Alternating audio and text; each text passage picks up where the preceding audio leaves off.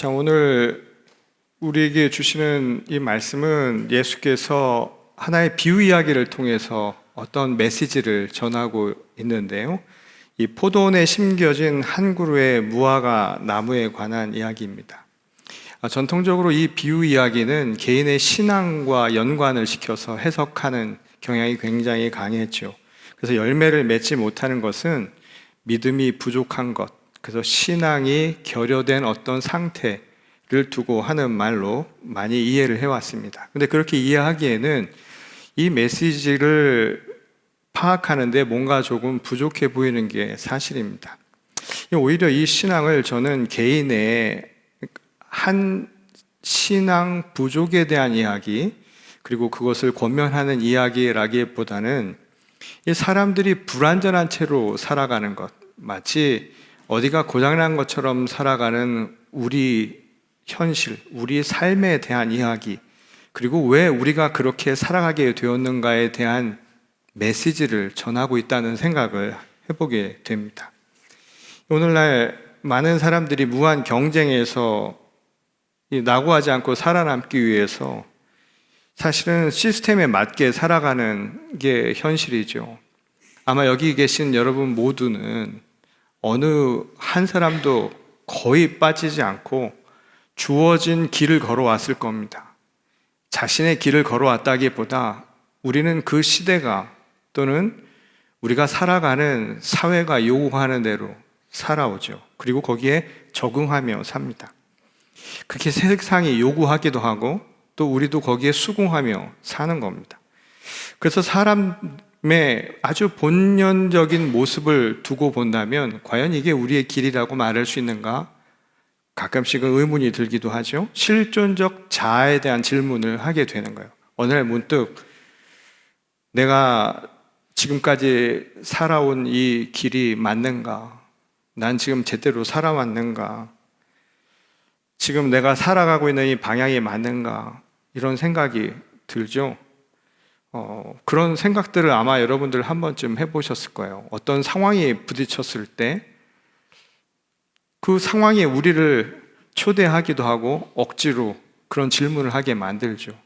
내가 맞는가? 이 길이 정말 가야 할 길인가?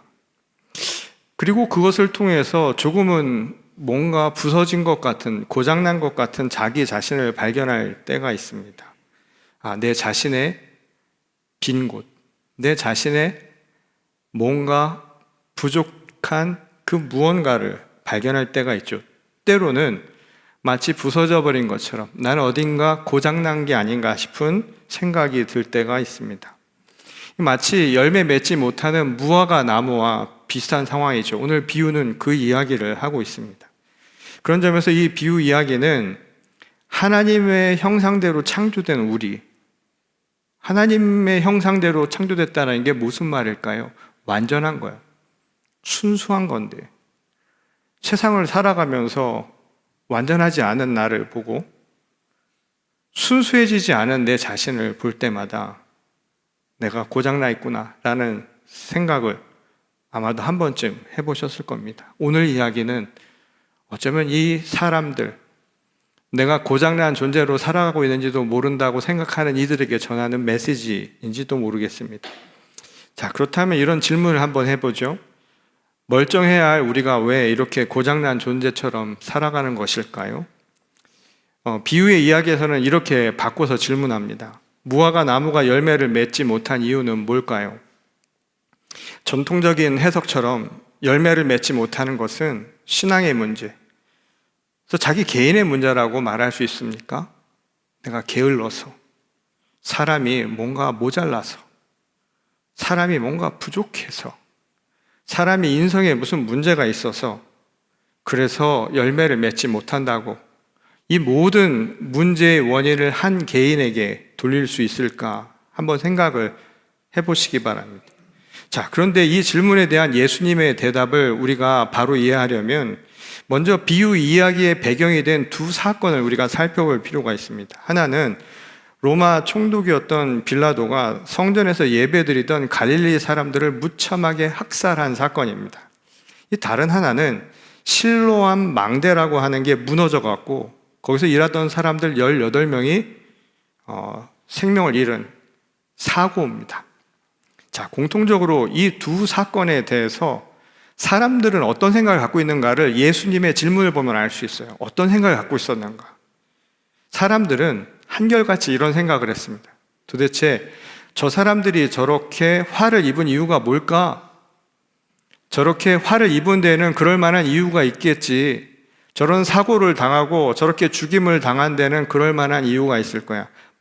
그들에게 있어서 그 이유는 바로 죄였죠.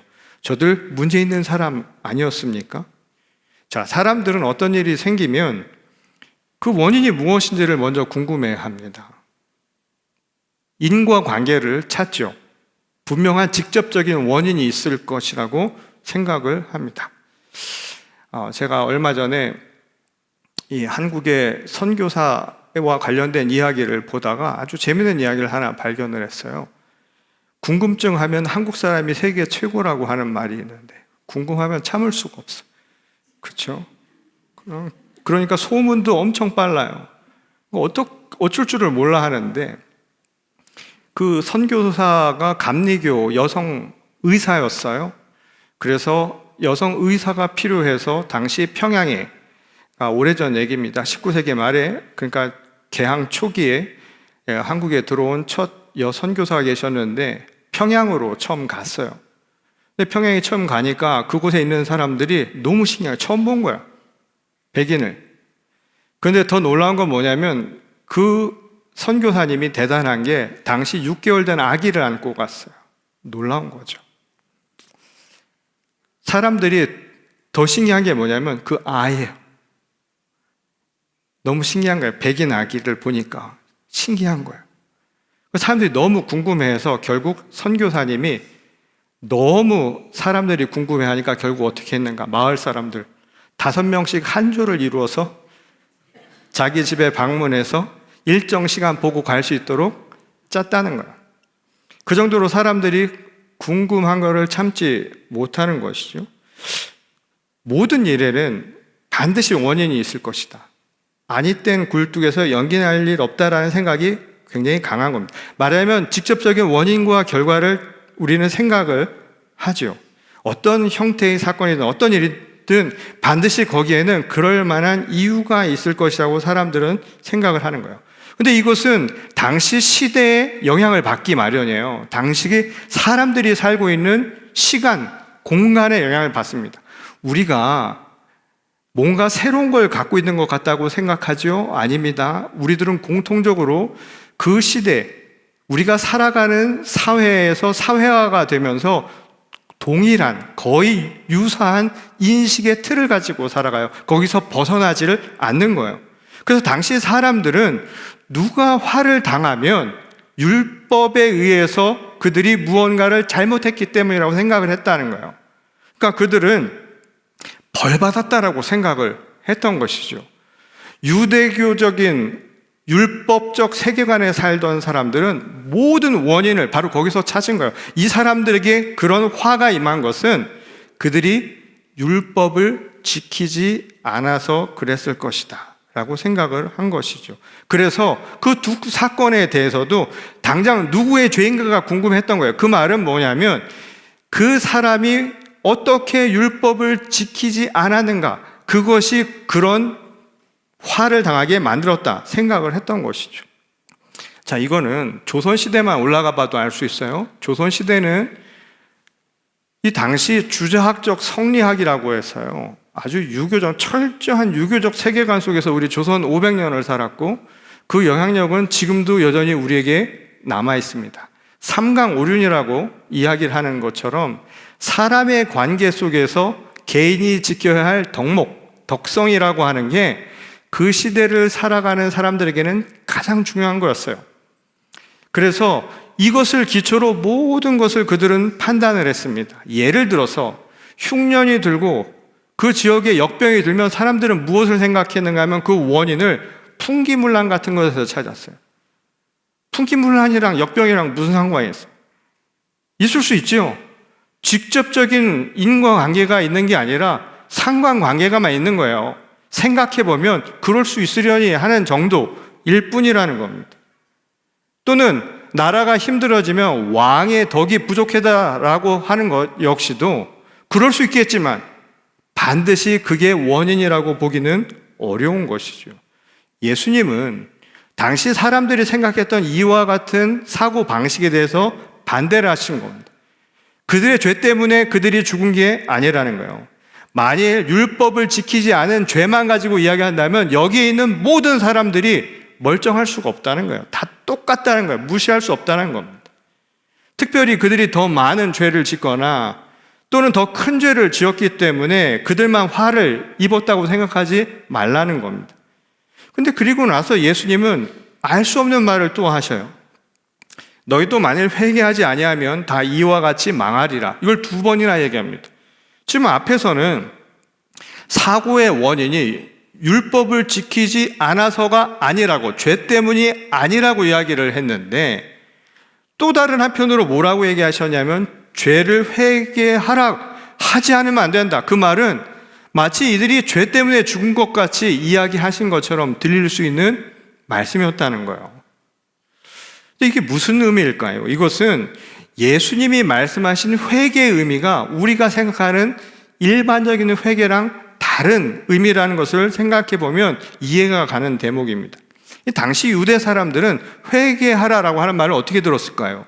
그 말은 죄를 짓지 말라는 건데 율법적 세계관에 살던 사람들에게 죄를 짓지 않는 방법은 하나님의 말씀인 율법으로 돌아가는 거예요.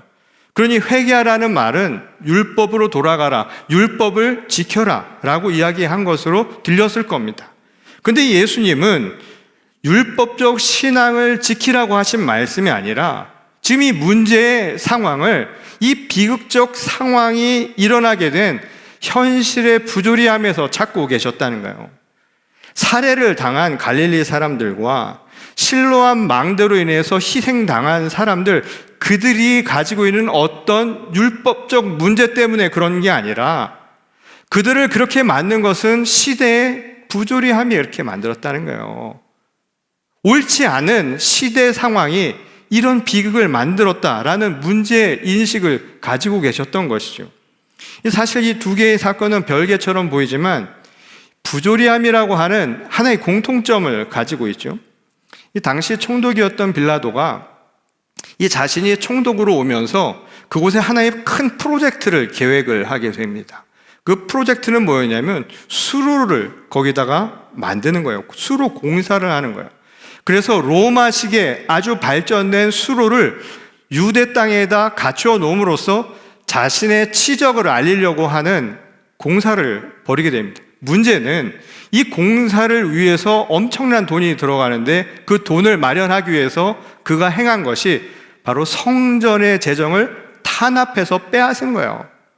그러니 이것이 당시 유대 사람들에게 공분을 쌓았고요. 그 중에서도 반 로마 정서가 엄청 강했던 갈릴리 사람들이 이곳에 크게 저항을 했던 것이죠. 그러자 격분한 로마 군대가 이들이 저항할 수 없는 때, 제사하는 때입니다. 그러니까 그들이 안식일을 맞이해서 제사하는 그 틈을 타서 그 모든 사람들, 무장 해제된 사람들을 처참하게 살해하는 사고가 벌어진 거예요. 정말 비겁하고 잔혹한 사건이 벌어졌던 것이죠. 근데 이 실로암 망대도 그때 이 수로 공사를 하면서 세웠던 것이라고 하죠. 근데 이것을 세울 때 비용이 없었기 때문에 비용을 절감하기 위해서 어떻게든 이들은 돈이 들어가지 않도록 강제적으로 피식민지 민족이었던 유대인들을 강압해서 노동력을 착취했던 거예요. 그리고 그곳에 들어가는 모든 비용을 줄여다 보니까 결국 애초부터 이 공사는 부실, 공사가 되기가 쉬웠던 것이죠. 결국 붕괴 과정에서 죽은 사람들도 힘없는 노동자들이었습니다. 그들이 죽은 게 율법의 어떤 행위를 지키지 않아서 죄를 범해서가 아니라 예수님은 그들이 죽은 것은 힘없는 피식민지 지배 계층이라고 하는 그 사실이 오히려 그들이 죽게 된 이유라고 보셨던 거예요. 이 생명에 대한 존중이라고 하는 것보다 개인의 치적, 권력이라고 하는 것을 과시하려고 했던 당시의 부조리함이 만들어낸 결과라는 거예요. 이거는 비단 그 시대만의 문제가 아니죠. 요즘도 인명보다 돈 때문에 이런 비극들이 많이 생겨났잖아요. 우리 현대사에서 무슨 백화점이 무너지고 다리가 끊어지고 했던 것들도 다 뭡니까? 이런 문제점이 고스란히 반영된 것이죠. 그런 점에서 예수님은 두 사건이 한 개인의 죄라고 하는 것과 개인의 신앙 문제, 율법적 행위를 지켜 행했느냐 안 했느냐라고 하는 것과는 직접적인 연관성이 없다라고 말씀하셨던 거예요. 이 사실 인간의 삶을 병들게 만드는 이 부조리함, 이것은 그때만의 문제는 아니었습니다. 오늘날도 한번 생각해 보세요. 열심히 일해도 모두가 똑같이 잘 살 수 없는 시대입니다. 엄연히 출발선이 다른 선에서 우리는 인생을 출발하죠. 한때는 금수저, 은수저, 흙수저, 이렇게 수저 계급론이 나올 만큼 사실은 모든 게 공평하다라고 말하기 어려운 시대를 살고 있죠. 남에게 배려하고 양보하는 것, 그렇다고 해서 그도 똑같은 대우를 받을 것이라고 한다면 가슴만 아플 뿐입니다. 현실 그렇지 않습니다. 오히려 교과서에서 배운 대로 성실하게 살아가는 사람들이 행복하다는 생각을 하기 어려운 시대이죠. 부조리함이 바로 이걸 두고 하는 말입니다. 그런 현실을 살아가는 사람들에게 이렇게 얘기한다고 해보세요. 야, 모든 건 너 때문이야. 다 너 하기 나름이야. 이렇게 추궁한다면 이거 정말 잔인한 일 아닐까요? 알 수 없는 수많은 상황 속에서 인간은 살아갑니다. 남은 보지 못하는 나만의 비밀이 있고, 또 나는 스스로 자신을 보지 못하는 자신의 허점이 남에게 보이기도 하죠.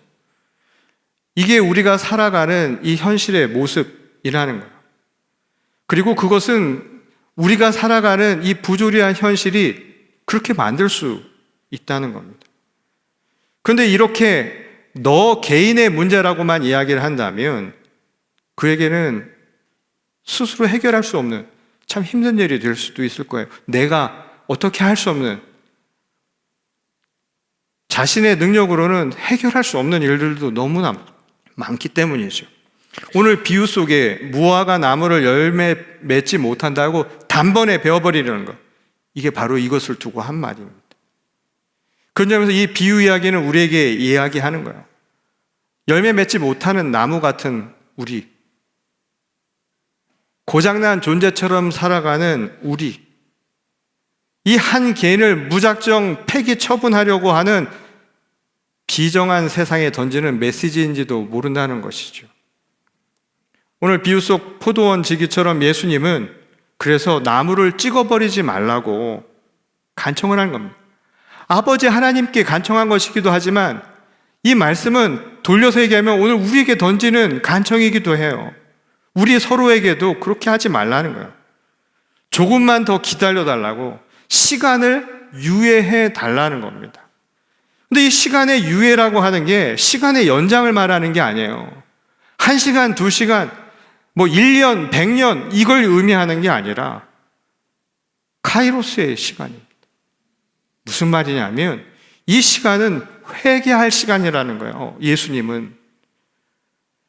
그리스도 예수가 오늘 우리를 찾아온 이유가 뭐냐 하면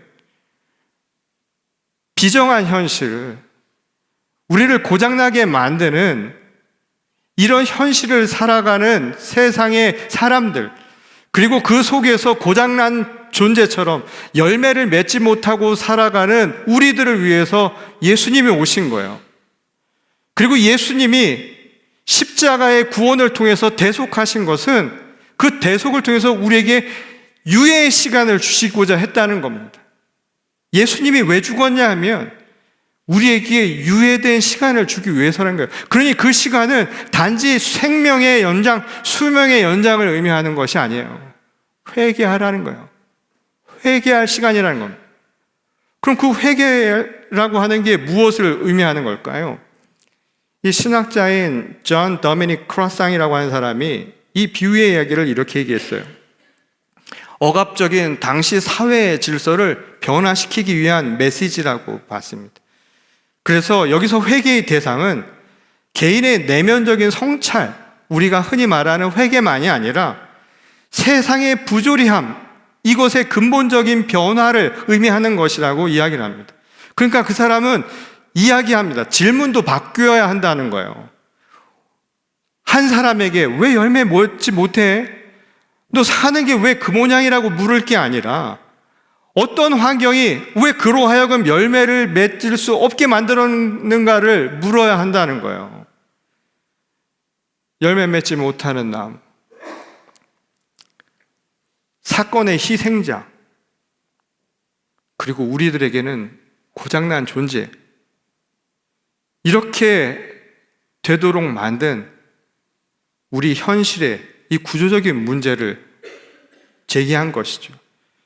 이 독일의 여성 신학자인 도로테 주엘레는 이런 고장난 존재가 다시 온전해지려면 어떻게 돼야 하는가를 우리에게 이렇게 위로합니다. 하나님은 우리를 기계적인 삶에서 해방시키고 참된 자유로 이끄신다. 그러고 보면 우리는 각자가 조금씩 부족한 사람들 아닙니까? 뭔가 고장난 채로 살아간 것 같아요. 완벽한 것 같지만 완벽한 채로 살아가는 사람은 극히 드뭅니다. 그런 우리들에게 그냥 이 상태로 머무는 것이 아니라 이 하나님은 우리를 참된 자유로 이끌으시는 분이시라는 거예요. 그 참된 자유가 뭘까요? 이 요한복음 8장 32절에 이런 말씀이 나오죠. 너희가 진리를 알지니 진리가 너희를 자유롭게 하리라. 이 말씀의 의미가 뭐였을까요? 이 많은 사람들은 이 이야기를 예수님이 말씀하신 진리 안에서 자유는 어떤 무슨 영적인 상태라고 생각을 하는데요. 그거 굉장히 추상적인 의미입니다. 그런 자유라는 게 어디 있어요? 근데 이 크로산이라는 사람이 무슨 얘기를 했냐면 그때의 자유는 하나님 나라의 가치를 이 땅의 구체적 행위로 나타나게 만드는 힘이라고 이야기를 했습니다. 제가 이 말을 어떻게 이해를 했는가 하면요. 진리를 깨달으면 어떤 변화가 우리에게 나타나는가? 억압받는 사람들을 위해서 목소리를 내는데 거리낌이 없는 거예요. 이게 자유예요. 누가 나를 막는다고 해서 목소리를 못 내는 게 아니라 이걸 낼 수 있는 것, 이게 자유라는 겁니다. 고통받고 소외된 자들에게 주저없이요. 내가 어떤 생활의 어떤 것으로부터 억압받지 않고 스스로 자유롭게 내밀 수 있게 된다. 낯선 이방인들을 우리가 편견이라고 하는 고정관념 속에서 경계하고 우리 밖으로 밀쳐내기보다 조금 불편함이라고 하는 것을 견뎌낼 수 있는 자유, 어떤 것에 대한 마음으로부터의 자유, 이게 바로 진리가 우리에게 주는 선물이라고 이야기하는 겁니다. 결국 무슨 얘기를 하냐면 고장난 존재인 우리가 세상을 어떻게 살아가느냐, 우리가 받은 시간이요, 우리 삶은 유예된 시간인데 그 주어진 유예된 시간을 어떻게 보내느냐, 회개하는 것은 고장난 존재들인 우리 서로가 그 빈틈을 메우며 사는 길이라는 거예요. 이것이 예수 그리스도가 우리를 위해서 대속하셨다는 진리를 아는 자들에게 주어진 세상을 바꾸는 힘, 참 자유라고 그런 이야기를 한 겁니다. 비유에서의 포도 얹기가 나무를 그냥 버려두지 않고 기경하며 걸음을 주려 했던 것은 바로 이 변화의 가능성을 만든 모습을 우리에게 비유로 보여준 거예요. 타락하고 썩은 땅, 세상을 갈아엎듯이 부조리한 현실을 바꿔야 되고요. 또 우리 마음밭도 그렇게 바꿔가야 한다는 겁니다. 달라져야 한다는 거예요. 그게 회개라는 거예요. 이게 믿는 자들에게, 믿음이 있는 자들에게 주어진 자유라는 겁니다. 오늘 우리에게 던지는 질문입니다. 우리는 모두가 이 유예된 시간 속을 살고 있습니다. 오늘이 될지 내일이 될지 알 수 없지만 우리가 살아가는 하루하루는 예수 그리스도의 대속의 사건 이후로 다 주어진 유예된 시간이에요. 왜 유예된 시간이냐 하면 회개하며 살 수 있는 시간이기 때문에. 우리가 회개할 것은 다른 것이 아니라 부족한 존재, 어딘가 고장난 채로 살아가는 존재들인 우리가 서로를 조금씩 메우며 사는 겁니다. 이게 부조리한 현실을 바꾸는 힘이라는 거예요. 지난주 한 주 동안 불편함과 불안함을 가지고 계신 분들도 계셨을 겁니다. 또 상황을 모르시던 분들은 갑자기 무슨 안전대책이니 이런 이야기가 나가서 깜짝 놀라신 분들도 있을 테고요. 모두에게 아마 이곳에 있었던 공간에 있었던 분들에게는 다 처음 생각지 않은 일들이고 또 아직도 불확실함이 더 많은 일이 있었습니다. 우리를 불안하게 하는 요인들이 우리 삶에서 얼마든지 일어날 수 있다라고 하는 것을 경험할 수 있는 시간이었죠. 그 시간을 지나면서 저 자신도 이런 생각을 해봤어요. 굉장히 부족하구나라는 생각을 해봤습니다. 저 자신이. 그리고 이런 문제에 대한 특히 교회 안에서 일어나는 모든 일들은 어디까지나 저에게 모든 책임이 있습니다. 교단에서 저를 보낼 때는 그 책임을 지라고 저를 보낸 건데 그 부분에 대해서는 저에게 모든 책임이 있습니다. 그리고 그것으로 인해서 조금씩 다른 입장과 이해가 있기 때문에 그 부분에서 일어나는 모든 상황도 다 제게 책임이 있습니다. 그 부분에 대해서 여러분들에게 이 부족함을 용서로 구합니다. 그러나 또 한편으로 지난 한 주간 저는 이 다른 곳을 가서 모임을 갖고 오가는 길이 비행 시간이 엄청 길었어요. 7시간을 또 타고 왔다 갔다 했는데 오가는 시간 굉장히 무서웠어요. 왜 무서웠냐면 비행기를 작은 비행기를 타고 갔는데 그 중간에 이렇게 진짜 벼락 맞은 것처럼 몇 번 하늘에서 떨어지는 경험을 2번이나 했습니다. 근데 그 불안함 속에서 생각을 하게 되었습니다. 무슨 생각을 했는가 하면 저 자신의 부족함과 또 이 모든 과정에서의 이 조급함, 이 모든 것들이 중요한 것을 놓치고 있었던 것은 아닌가라는 생각을 갖게 만들었어요. 사람에 대한 생각을 하지 못했다라는 생각을 갖게 만들었습니다. 그리고 하나님이 우리에게 보내신 모든 이들은 다 동일한 사람들인데 그에 대해서 나는 어떤 생각을 가지고 보았던가 하는 생각을 갖는 시간이었습니다. 어쩌면 우리는 서로가 조금씩 부족한 채로 살아가고요. 또 살아가다 보면 이런저런 이유로 자기가 아니라 상황이 또는 우리가 살아가는 현실이 마치 나를 부서뜨리고 나를 고장난 존재처럼 만드는 것처럼 느끼고 살아갑니다. 우리는 그렇게 고장난 존재로 삽니다. 그럼 우리들에게 하나님의 메시지는 뭐냐면 지금이 중요한 것이죠.